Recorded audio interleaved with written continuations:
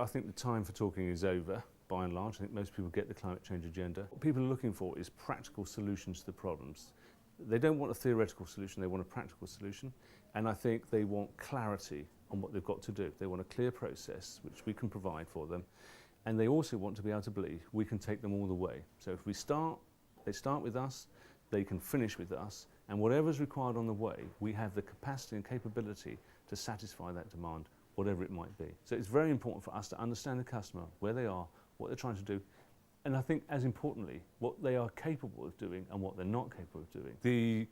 The service, the four pillars of the service offering that we Arup have are really around technical, commercial, regulatory and policy, or regulatory legislation and policy. And the biggest problems require all of those to be addressed in any solution, because no solution will stack up on its own, so it needs all of those bits to make it happen.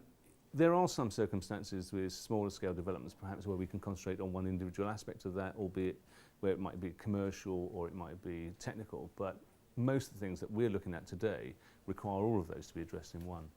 We have a number of interesting projects we're working on, one of which is helping the Mayor of London with his climate change action plan. He has a target to decarbonise 20% of London's energy supply using decentralised energy technology, and we're helping him with that.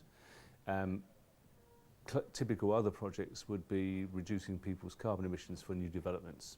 So if somebody's got a carbon problem, then we're there to help solve that particular problem. In terms of a city's carbon reduction emissions, or carbon emissions, the start point is to understand the city. Is it an historic development and therefore it's very dense, possibly?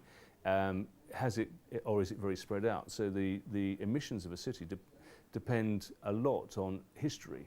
So Houston has got very large carbon emissions and it's a very spread out city, but a lot of those carbon emissions are to do with transport. Whereas London, it's predominantly buildings. 40% of London's carbon emissions is through buildings. The obvious thing to do is to understand where the carbon emissions are and then focus on those particular bits. And as far as buildings are concerned, by far the cheapest and quickest way of reducing the carbon emissions is community scale district heating and CHP, which is what the Mayor's policy is all about. Well, the range of clients, a large part of our client base is made up of public sector organisations, and you might say, well, why is that?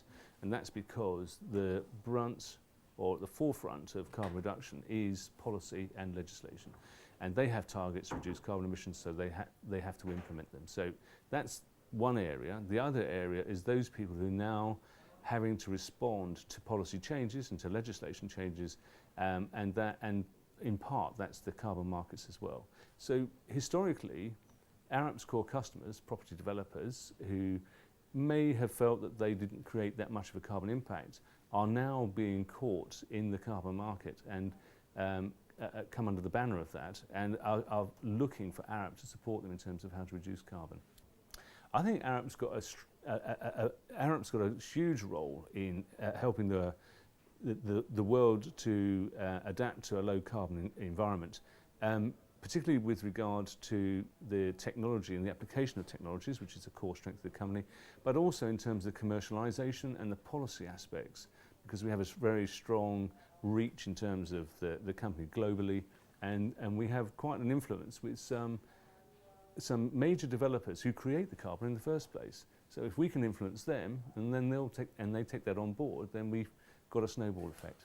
The reason I don't see it as an insurmountable problem is because, partly because I've been in the business for 25 years, and partly because I've seen so much change, particularly in the last 10 years, towards the low carbon economy and towards taking this issue seriously.